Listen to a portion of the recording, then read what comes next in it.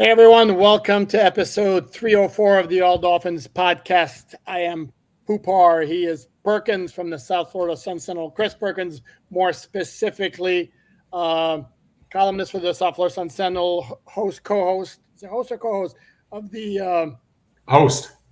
Dolphins Deep Dive X's and O's show on the South Florida Sun-Sentinel.com. Did I have that correct? It has nothing to do with X's and O's, but yeah, that's the former host. It's Dolphins Deep Dive with Perk. Okay, sorry about that. Notice I didn't say X's and O more. I just said X's and O's. Right. Exactly. That's the common link here. That is true. He's everywhere. That man's everywhere. But apology for the botched introduction. Not the first time, probably not the last time I'm going to botch an introduction, along with many other things throughout the podcast. That's probably what makes it special, because it's not sanitized and then heavily edited to where every single little mistake. It's raw. It's as it is. It's us speaking our minds on topics related to the Dolphins. Ain't that right, Perk? That's it, baby. That's why they love us. That's why they keep coming back. There you go. Okay, we're going to talk about a couple of things today on this Monday, June 10th. And programming note, with the Dolphins offseason program being done, the frequency of the shows is going to change, because I don't think you guys want to hear me repeat the same thing over and over and over again. I'm not sure I want to repeat the same things over and over again. Obviously, when there's breaking news, we will do shows immediately to analyze those. When there's not, we'll probably be going twice a week. And then today, after taking the weekend off, we are back with my friend Perk here. Today, we're going to talk about our 53-man roster projection, which I wrote for si.com/NFL/Dolphins on Monday. We will also talk about a couple of former Dolphin players who are getting tryouts this week. Briefly touch on Mike Tomlin's flirtation with the Miami Dolphins now in light of the fact he just signed a 3-year contract extension through the 2027 season with the Pittsburgh Steelers. We'll dive into our top 20 list of Dolphin players and quick outlook of the defense in light of the big news coming out of minicamp. Not big news, but interesting news that the defensive coaching staff plays pickup basketball twice a week. And Anthony Weaver and Deshaun Sheed, the new assistant DB coach, are supposed to be the studs. And by all accounts, Austin Clark is the hack. I love that. I love Austin Clark's quotes. That was just such good stories that we saw on that topic. That was awesome. It goes, hey, if I'm the defensive line coach, you expect me to throw elbows, and be physical. We got you, Austin. Absolutely. Before we do, we will get to our usual history lesson very quickly, or as briefly as we can do it and cover everything. The year was 2004, corresponding to episode 304. And it certainly wasn't boring, but it was what an absolute mess this season was. And it started in the offseason. This is the year that's going to be remembered for Ricky Williams bailing out on the Dolphins on the eve of training camp. But the chaos started in the offseason when the Dolphins hired Joel Collier as offensive coordinator. And a few weeks later, Joel Collier no longer was the offensive coordinator. And Perk, do you remember who was appointed offensive coordinator on the staff? I don't. He is now very well acknowledged as one of the best offensive line coaches in the NFL. And he had a very famous episode with the Dolphins that had nothing to do with him being offensive coordinator. I am talking about Chris Perkins. You know him for something. He's better known than down here in South Florida for something different. But in 2004, in his first time with the Dolphins, he took over as offensive coordinator. Then Ricky leaves. Yep. And then there was a mess where the Dolphins actually switched starting quarterbacks in the first couple of games of the season between Jay Fiedler and A.J. Feely, who they had acquired from the Philadelphia Eagles for a second-round pick, despite the fact, and this is where I'm going to bring up one loss record for you, for those who love to just pin everything to determine the quality of a quarterback on one loss record, despite the fact Jay Fiedler had been 35-17 in his first 4 seasons as Dolphin quarterback, which is the second best record for a Dolphin quarterback as a starter in his first 4 seasons, behind only Dan Marino. But the Dolphins saw, we're not getting where we want to go with Jay Fiedler. Let's acquire somebody. Turned out to be a very bad trade because A.J. Fiedler really was not starter material. In fact, we did an interview with him. Actually, it may have been after an interview where we kind of shooting the breeze with him, where he kind of basically admitted he preferred the role of a backup. Not good. So the Dolphins started off like 0-6, offense completely disastrous. This also was the year where Adewale Ogunleye, who was a great pass rusher, was in a contract dispute. Dolphins eventually traded him to the Chicago Bears for Marty Booker and a draft pick. Defense actually was very solid still, but it just completely collapsed under the weight of a ridiculously bad offense. Dave Wanstead was fired after a 1-8 start. I want to say 1-7. Jim Bates, the defensive coordinator, took over. Dolphins were 3-4 down the stretch, which wasn't horrible given the way the season had gone, with maybe the biggest upset. I say the biggest upset in franchise history, beating the New England Patriots in the Monday night game 29-28. And for those who are quickly going to say no, 1985 Bears, can we not forget the Dolphins were 12-4 in 85 when they and at the time they beat the Bears, they were like 8-4. This was a very good team. The 2004 Dolphins were 1-12 or 2-11 when they beat the 11-2 or 12-1 Patriots in that Monday night game. So biggest upset in franchise history. Dolphins finished 4-12. It was a total mess. Thoughts? I was covering the Miami Heat at the time. Oh, there you go. Yeah. That was so that was Dwayne and Udonis's rookie season, I guess. Yeah, because they came out in the 2003 draft, right? So the 2004 Dolphin season would have been going into their second season. But the Ricky thing is obviously that was the story of the season, and wow, what a national story that turned into. Yeah, very cool documentary. If you guys have never seen it, the 30 for 30 Ricky Run. Yeah. Very interesting. And yeah, to me, the whole thing, say what you want about it, the most egregious thing from Ricky's part about the whole episode is bailing the night before the start of training camp. I mean, you want to talk about it. Okay. Quick wrap up. Interesting guy. Fascinating. Yeah. No, fascinating. Fascinating. Yeah. And if you got him to talk about non-football stuff, like how important is it to establish the running game where Ricky would just shut off, if you dove into interesting topics, Ricky's really, really, first of all, he's a really sharp guy, and he's very interesting, but he had no patience for mundane stuff. Right. Catching up quickly on the news, not necessarily a whole ton of major developments, but some nuggets. Panthers game 1 of the Stanley Cup final on Saturday, and as I kind of predicted in the story I wrote about the Panthers making the Stanley Cup final for the second straight year, correlating to the Dolphins, I had suggested don't be surprised to see Mike McDaniel bang the drum before a Stanley Cup final game. Boom, there he was, game 1. Good job by Mike McDaniel. Did the obligatory pointing the drum, the drumstick, whatever. I don't know what you call those. The big drumstick. There you go, at the camera before doing it, and job well done. I believe Monday night is game 2, and I believe it's Udonis Haslam's doing the honors. And if the series goes 5, yes, I said it. If the series goes 5, would not necessarily be shocked if the Panthers didn't circle back to another member of the Dolphins. I don't know that for a fact, but be that as it may. So on Monday also came news that a couple of former Dolphin players, including one very recent player, are getting tryouts at mini camps this week. Yep, most of the league is having their mini camp this week. Dolphins already done. One of them is Jakeem Grant getting a tryout with the New York Jets. Jakeem missed the entire 23 season because of a nasty knee injury he sustained on a kickoff return. I think actually the opening kickoff of a preseason game for the Cleveland Browns. And then the other one is Robbie Chosen, who played last season with the Dolphins, is getting a tryout with the Seattle Seahawks. And interestingly enough, if you remember, there were 5 unrestricted free agents at wide receiver for the Dolphins in the offseason. And Chosen is the only one of the 5 still looking for a team. The other 4 were Braxton Berrios, River Craycraft, who re-signed with the Dolphins, along with Cedric Wilson Jr., who's now with New Orleans, and Chase Claypool, who is now with Buffalo.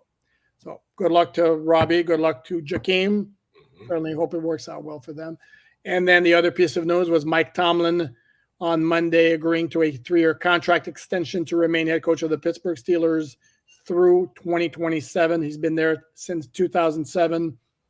And I don't think we need to remind Dolphin fans that he was once a finalist for the Dolphins head coaching job, which was given that year to Cam Cameron. Yeah. Unfortunate. That's all we'll say. Yeah. Talk about making the wrong decision. And Mike Tomlin, by the way, not one single season with a losing record during his time in Pittsburgh.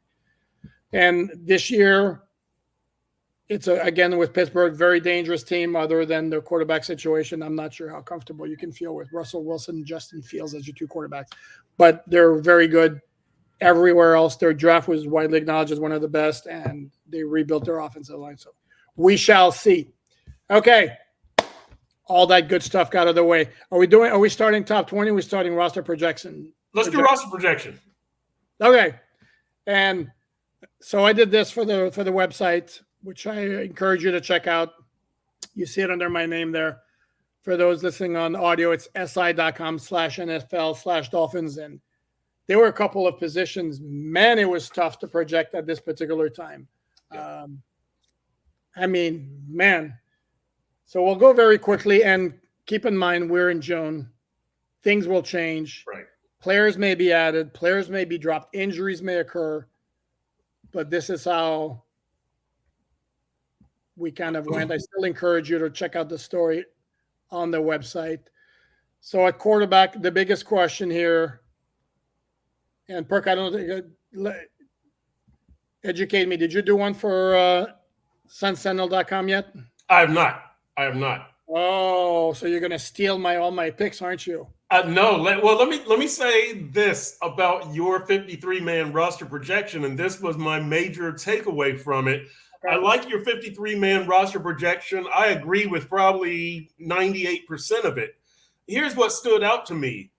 You're bringing back a lot of the same guys you've had for the previous 2 seasons when you couldn't win a playoff game. And so now you're without Jerome Baker, even though you probably got a net gain there, right, getting Jordan Brooks. But you're without Christian Wilkins. You're without the depth of Andrew Van Ginkel. You're without Rob Hunt.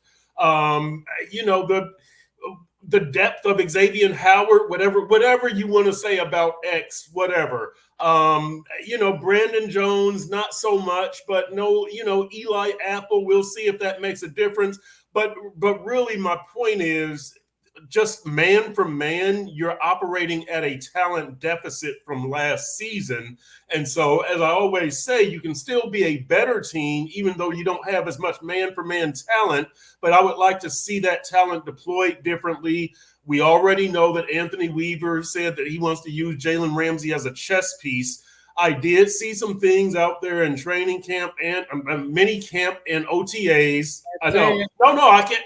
That lead me to think that this team will do things differently. There were things that I saw on twists and stunts with the defensive line, just movements that I hadn't seen before. There were matchups that I hadn't seen before. So I do think that the team is thinking differently, Mike McDaniel and Anthony Weaver, but it really did strike me, Poop, that this is a lot of the same talent. Yes, and allow me, as somebody likes to say, allow me, that's a Nomar saying better. I love to say that. Allow me to explain my thinking on this. I am of the belief that the Dolphins really believe that it was injuries that derailed their season. There was no need to make wholesale changes, that they can run it back with the nucleus, and then knock on wood, they don't get all the injury issues they had down the stretch, and that's going to allow them, along with the natural improvement from year to year that they expect, to take the next step to the playoffs. Now, of course, my counter to this whole everybody's going to get better, so the Dolphins are going to be better. Well, the logic is if everybody on the Dolphins is getting better, well, every returning player on the other teams are also getting better. So that logic doesn't fly to me, but I understand where it comes from. But I do believe that I think the Dolphins absolutely really feel that there was nothing overly flawed with the roster. It was more of an issue of injuries. That's number one. Number two, I will take issue with you where you seem to be portraying it as a downgrade on the roster at every spot, and I don't agree with that. First of all, off the ball linebacker, to me, they're clearly better. because Jordan Brooks and Anthony Walker, and the one you lost was Jerome Baker. So that to me, that's a big upgrade.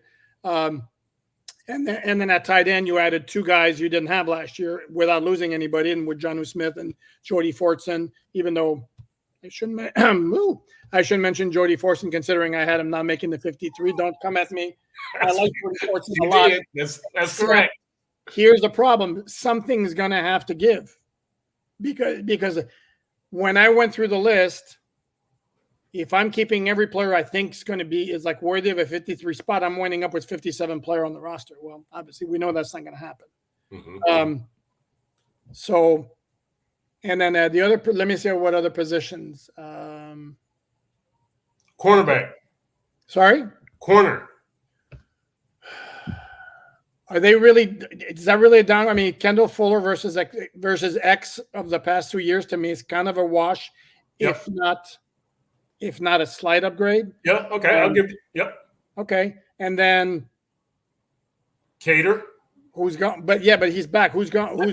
Who did they lose? Justin Bethel and Eli Apple. Yeah.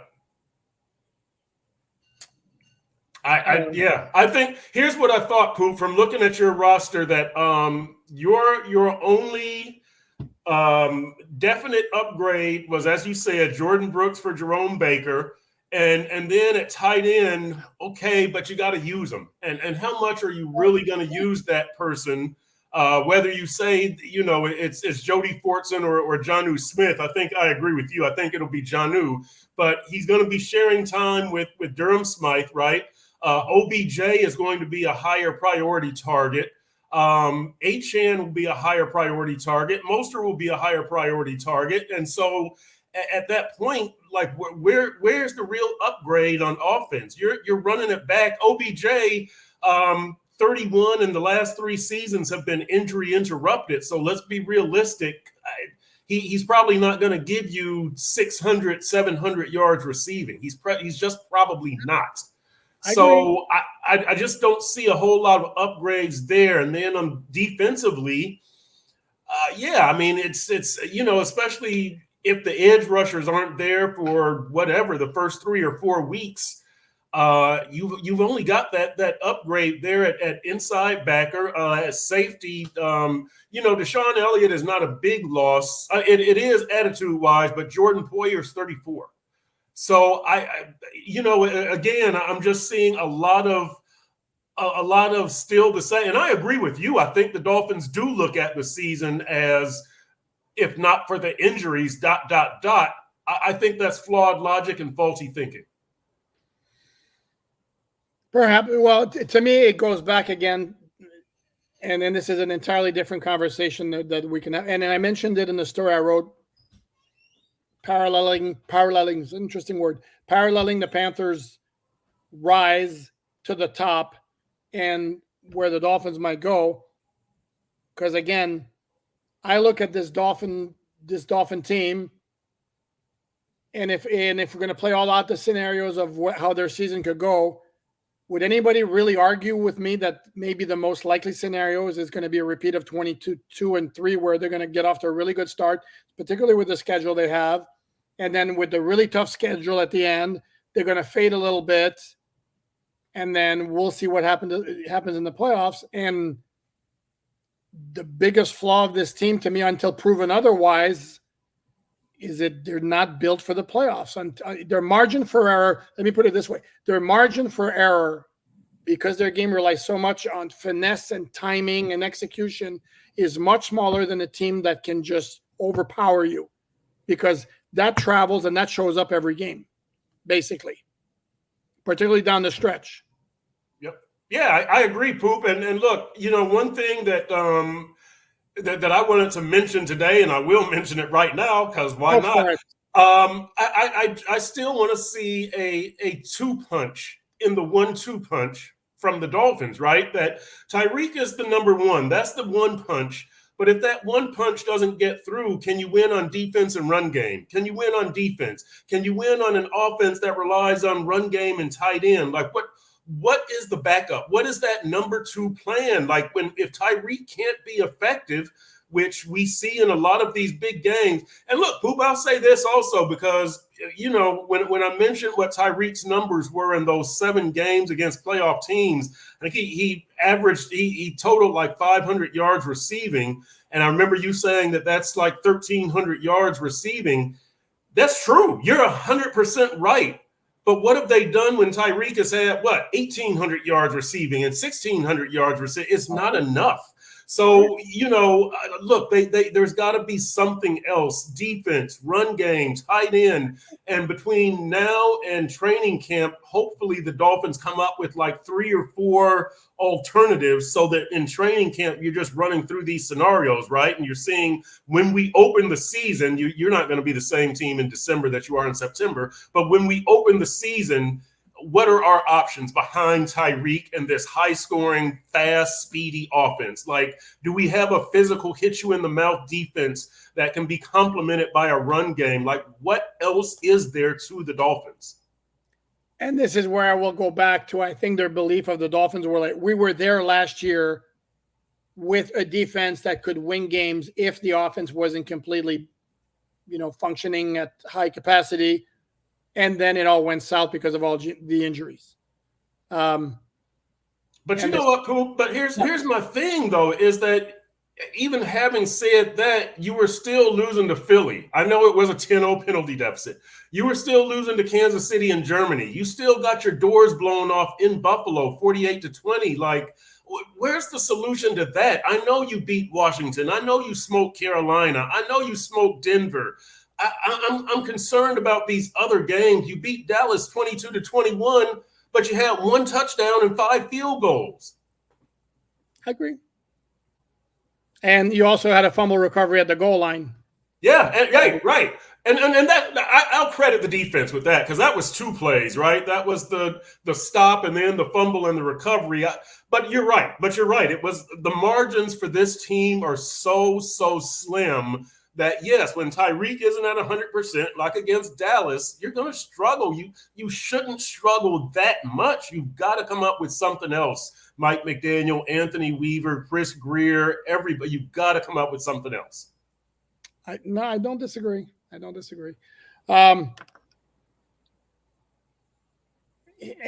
to me, and one more thing about the defense, since we're talking about this, is, and there's been a lot of criticism about Vic Fangio because, people didn't like him and all that. He was a grumpy old man and all that. But again, it bears repeating, the Dolphins were 4th in total yards allowed. Having said all that, and I saw this on Twitter today, people talking about taking shots at Brian Flores and all that, when the 2020 defense was better than the 2023 defense. The 2020 defense was 6th in the NFL in points scored, led the NFL in takeaways. And that was with a highly aggressive style. Vic Fangio's style is a lot more passive. It's a lot more trying to deceive the offense, bend but don't break. I think with Anthony Weaver, we're going to see a combination of the two. It's kind of what we saw in Baltimore. And to me, if you look at the 3 key players for the Baltimore defense last year, what elevated that defense is they had an absolutely stud chess piece in the secondary with Kyle Hamilton. Does Jalen Ramsey become that guy? And then they also had 2 ridiculous inside linebackers with Patrick Queen, but mostly the other guy, my man crush, Roquan Smith. Yep. And then with the Dolphins, does it become Jalen Ramsey, and does it become David Long Jr. and Jordan Brooks at inside linebacker to make that kind of difference? But we don't know. I mean, we don't know. And really, Poop, I think that it's okay for the Dolphins or Weaver to go in with that idea, but hopefully he's open-minded enough to see what develops because, it could be Anthony Walker turns out to be the guy that fits better, or I think if it's Chop, they'll recognize that pretty quickly, won't they? Their rookie first-round pick on the edge, but I go in with an open mind and. Maybe there's somebody else that Jordan Poyer fits a kind of a chess piece type role. I doubt it, but I'm just saying. It doesn't move well enough anymore to do that. No, he's not. But I hope they go in with an open mind, not that we have to do it exactly the way we did it in Baltimore, because you don't have the same talent, and it's probably not going to flow the same way. Correct, because unfortunately, until proven otherwise, Javon Holland's a very good safety. He's not Kyle Hamilton. Right. Right. David Long Jr. and Jordan Brooks have good potential at an inside linebacker. Roquan Smith is special as an inside linebacker. Yes. And then Justin Matabuike was their major pass rusher from the defensive tackle position. This is where you hope to get the same kind of production from Zach Sealer. And I'm very curious to see what kind of season Zach Sealer is going to have without Christian Wilkins next to him, because it's one of those things. Okay, I kind of get the feeling Christian Wilkins got a lot more attention from opposing offenses than Zach Sealer did, even though he's a very good player in his own right.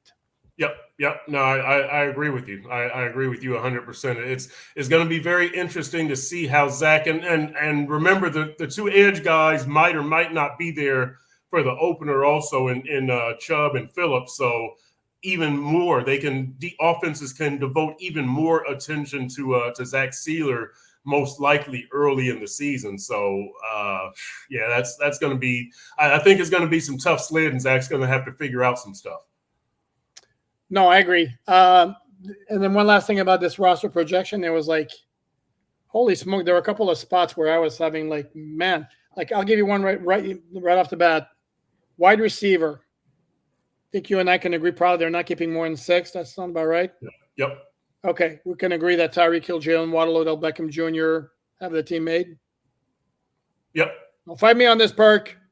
No, those are on it. I think Berrios is on too. Interesting. Okay, so Berrios would be 4, and then here are the other in contention. I'm going to list him in numerical order, so this is not necessarily my position. Eric Ezukama, Taj Washington, the rookie 7th round pick, Malik Washington, the rookie 6th round pick, River Craycraft. I'm with all due respect, no offense to these players, I'm kind of not giving them a whole lot of chance. To Jaquan Burton, the rookie free agent from FAU, Anthony Schwartz, Braylon Sanders, or Matthew Sexton. But of the aforementioned, we have 1, 2, 3, 4, 5, 6, 7, 8. Two of those have to go. I mean, yeah. And before you chime in, hold on, I'm sorry, I apologize here. We know Mike McDaniel likes River Craycraft a lot. Yes. I was going to say that. I mean, Craycraft is almost certainly on there. The best blocking receiver, they've told us. And that's fine. Yes. Hey, he's ambidextrous. I still have to write that River Craycraft column. I like River. I like River. I don't see color. I like River. What color is he, by the way? I'm sorry, what? Did you just say what color is he? I don't see color. He's white. Last I checked, white, because yes. I did this because of 5. Oh, I thought you were saying the white receiver. No, man. Sorry. All right, yeah, man, no, 5. 1, 2, 3, 4, 5. All right. But I think okay. Well, anyway, you're in trouble, Perk. No, we were on the good side of the argument, right? The politically correct side. I said I like River. So yeah. Anyway, look, I just don't see enough improvement in that receiving core. And look, you have an outstanding receiving core, right? No team is going to be good 5 deep on your receivers or 7 deep. So your first 2 are arguably the best 2 in the league. Your top 3, when OBJ is healthy, are arguably the top 3 in the league. Mm-hmm. It's a good receiving core, but it's just so much of the same roster, so much of the same receivers from last year. I just, granted, OBJ is much different if he stays healthy, if he plays, 13 games, right? That adds a boost. I just have to question whether that's going to happen and how healthy he can be, how impactful he can be. Well, this is where somebody might make the argument that Ezukama is different than last year, since he only played 2 or 3 games. and he gives you a different dimension. They used him in the preseason last year as kind of a, I'm going to be careful how I say this, in a Deebo Samuel type role. Yep. Not that he's Deebo Samuel, but they kind of did different things with him. Right. So he adds a different element to this wide receiver core. But something's going to give. You can't keep 8, and you got 2 draft picks. Generally speaking, we all know, despite what coaches and GMs say, that the draft picks generally are going to get a longer look than the other guys. Yep. But something's going to have to give. And I had problems with the offensive line as well. I'm okay with the line. No. I'm talking about in terms of cutting it. Oh, yeah. Because I saw you didn't have Lester Cotton on there. Again, see, these are my, like, okay, so Patrick Paul's making the team. Yep. Aaron Brewer's making the team. Yep. Can we agree Robert Jones making the team? Yep. Okay, that's 3. Hold on. Teron Armstead's making the team. That's 4. Mm-hmm. Austin Jackson is 5. Mm-hmm. Can we agree Liam's making the team? Who? Liam Eichenberg? Oh, yeah, of course, yes. Okay, that's 6. Can we agree Jack Driscoll's making the team? No. Really? Okay. No. Okay. That's okay. That's fine. I can believe Yep. that. Isaiah Wynn? No. Really? Okay. Yep. Wow. Yep. Guy who started the first 7 games. Injuries. I hope he's healthy. And I don't know that he's healthy right now. I assume that he is, but I don't know. He wasn't out there. We didn't see him he was limited. Correct. No, correct. In fact, I don't know if I saw him practice. He was there, but I don't know if I saw him practice during. Right. The practice is open to the media. Okay. And then this is where, to me, again, I don't believe the Dolphins would have gone out, and it's not a Dan Feeney situation where Dan Feeney showed nothing in training camp last year, was dealing with some kind of leg issue, and then they were able to flip him around for a 6th-round pick, which was good. I think Driscoll is, I don't want to say a lock, but it's a pretty strong candidate to make the team. And yeah, again, if Isaiah Wynn still dealing with injuries and then in the summer, that's a different story. But right now I started making the team. So that to me would be 8 right there. And again, how many are you going to keep? So those are my tough spots. Even running back. Something's going to have to give. And, but again, I'm not going to spoil my choices. Check it out on side.com/NFL/Dolphins. And then we're going to wrap this up with, this is going to the time of year. And at some point between now and training camp, probably you're going to start seeing top 20 list, top 10 list of the top players on the Dolphin roster. Yes. List. It's going to be a bunch of lists from now till training camp. Best games ever. List of the best road trips. Any list we can think of. Speaking of that, I'm doing my obligatory, my every couple of years countdown of jersey numbers corresponding to the days left to the start of the NFL regular season. Yep. And the 3 Dolphin players who wore it best. Yep. And adding a twist this year where that player ranks among the NFL's best to wear that jersey number. For example, 99, shockingly enough, the best 99 for the Dolphins was Jason Taylor. Where does Jason Taylor rank among the best 99s of all time? That's a good one. How about that? That's a good one. Yeah. Yeah. He wasn't number 1. See, it seems like there was an old timer, like a Jim Otto type. It wasn't. I know it wasn't Otto, but Otto was 00. I know. Don't an hate old me. Timer. It seems. Hold on, I have my I'll just give you this. Hall of Famers who wore 99 as their predominant numbers: Dan Hampton, Warren Sapp, Jason Taylor. And Then I believe newly elected, maybe Cortez Kennedy. Was he elected for this year? I don't know. For some reason, I don't know. So those were the 99s who have been elected to the Hall of Fame. So anyway, that's my deal. So going back to our original point, top 20 Dolphin players. Yes. You and I, Perk, I know you and I agree on number 1. Yes, Tyreek. Who do you have at number 2? I got Jalen Ramsey at number 2. Same here. And let's explain this. So go ahead, Perk. All yours. There is a colleague of ours, Joe Shad, the esteemed Joe Shad of the Palm Beach Post, Joe from Palm Beach, how he introduces himself on Zoom calls. I don't know why. I don't know why he can't say Joe Shad, but he's always Joe from Palm Beach. So Joe from Palm Beach did a top 20 Dolphins list, and it started today with Shaq Barrett at number 20. And so I looked at the list, and honestly, no offense to Shaq Barrett or Joe Shad, I was thinking, wow, if Shaq Barrett is your number 20, your roster probably needs some help. And so I scribbled out some names. I'm at 22 and I don't have Shaq Barrett. So I very quickly, Poop, because I don't have them all in order. So let me give you my 22 without Shaq Barrett. Okay. Tyreek, Jalen Ramsey, Tua, Jalen Waddle, Teron Armstead. These are in no particular order. Chubb, Phillips, Holland, Austin Jackson, Zach Sealer is number 10.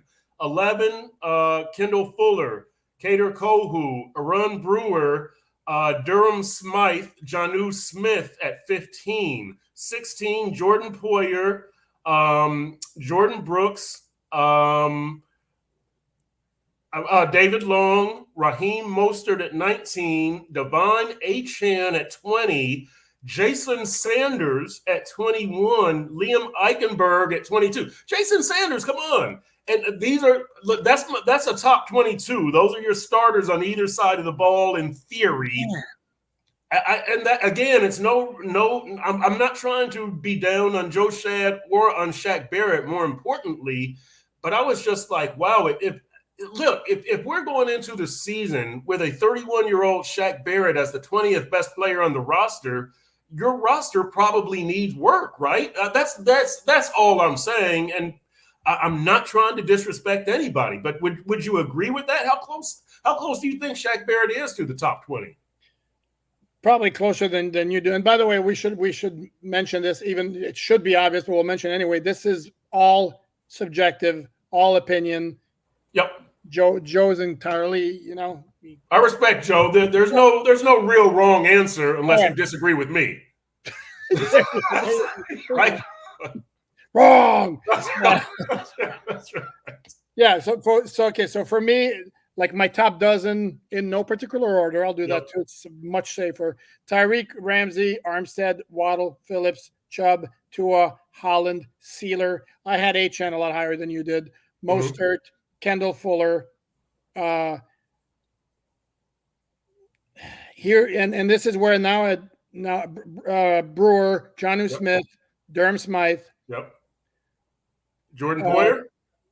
Well, here's the thing, because my guess is you're going to knock off points off Shaq Barrett because last year and the year before he wasn't the same guy he was, because this is a guy with 2 double-digit sack seasons, including leading the NFL in sacks with 19 and a half. But if I'm not mistaken, those are the only 2 double-digit sacks of his career, right? And the other seasons he averages like 4.5 sacks. I think his pressure rate last year, if I remember correctly, was not too bad. But my problem again is, see, to me, Jordan Poyer is an unknown. If we factor in the intangible, and I don't question the pickup, especially at the price the Dolphins signed him, it's a great pickup because if nothing else, he's going to bring off the charts intangibles, great leadership, a dogness that hopefully rubs off on the team. Great mentor for Javon Holland. But the fact is, he's not the same dude he was in his prime, and that's usually what happens when you get older. Sanders, I have no problem with. Cater's not coming off a great season. I don't know if I can put him. I wouldn't put him ahead of I didn't put OBJ on the list. There you go. Austin, I'm good with. Mm-hmm. Jordan Brooks, absolutely. David Long, yep, absolutely. Liam Eichenberg. That might be not until proven otherwise. I can see that. So yeah, to me it would be, and without doing the number, he would be right about the 20. And again, here's the thing though, how much are you counting on him if we're looking at the outlook of the whole season? Early on, he may be a very important player, depending on what's going on with Chubb and Phillips, and also depending on how quickly Chop Robinson can develop and or Mo Camara. Yep. So but I don't know that he's somebody. Once Chubb and Phillips are back in the lineup and they're close to where they were, Shaq Barrett's a situational guy. Right. And can still be very valuable, but you're exactly right. He's not right. You're not looking for, say, 50 snaps or 40 snaps a game out of him. Correct. Yeah. Correct. Yeah. So, yeah.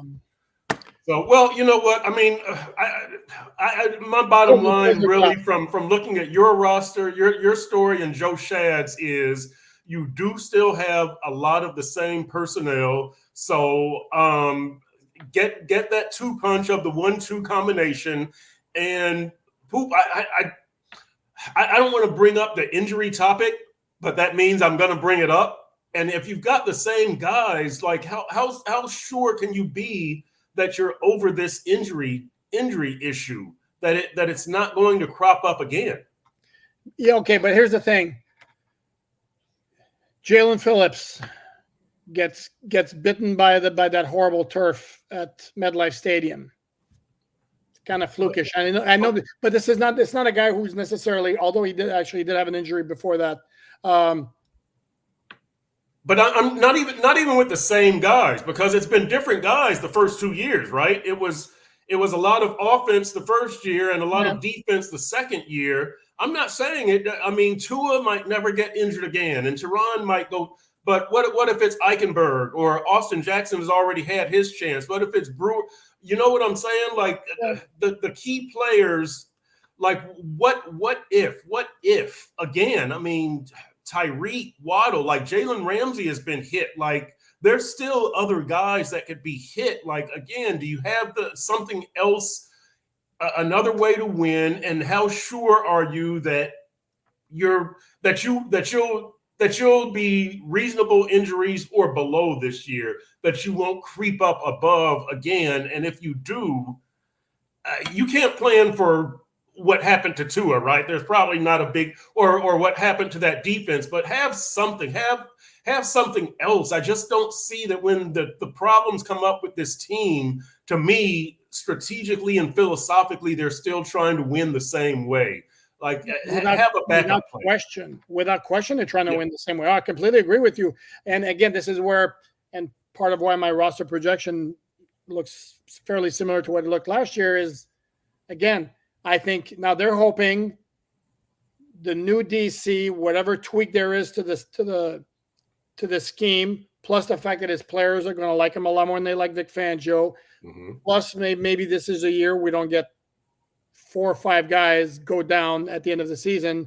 We can enter the playoffs with a defense that's performing at high efficiency that can carry us whatever the rest of the way that the offense can't take us. Right. But unfortunately, as long as basically your nucleus and the identity of the team is track meet, the margin for error is always going to be smaller, I think, than a team like Baltimore that can just ground and pound. And even the Chiefs last year were a team that could ground and pound if they needed to. And that's I'm glad you brought up Baltimore, Poop, because look at how many ways they can win. They can win with Lamar Jackson. They can win with a run game. They can win with a killer defense. Like, they have multiple ways to hurt you, and that's what I want to see with the Dolphins. I'm glad you brought up Baltimore. Completely agree. And they have the ability to do both. And for some reason, their OC had a brain fart in the AFC Championship game, decided, you know what, let's just throw the ball over the place against one of the best pass defenses in the league and not run against a team that actually sucked against the run. That was some genius. Well, they'll expect it if we run. Yeah, without smart use. I mean, wow. Hey, now they got Derrick Henry, baby. Hey, well, yeah, maybe they'll actually use them if they get to that point. But that's a long way down the line. So, yes, it is. On that note, we're going to wrap up this episode 304 of the All Dolphins podcast. Thank you again, Mr. Perkins, for joining me on this day. We will talk soon. I'm going to guess maybe Thursday we'll have our other episode. Of course, if some breaking news happens to a contract extension or something like that, then we'll be back to analyze it. So until then, thanks, everyone.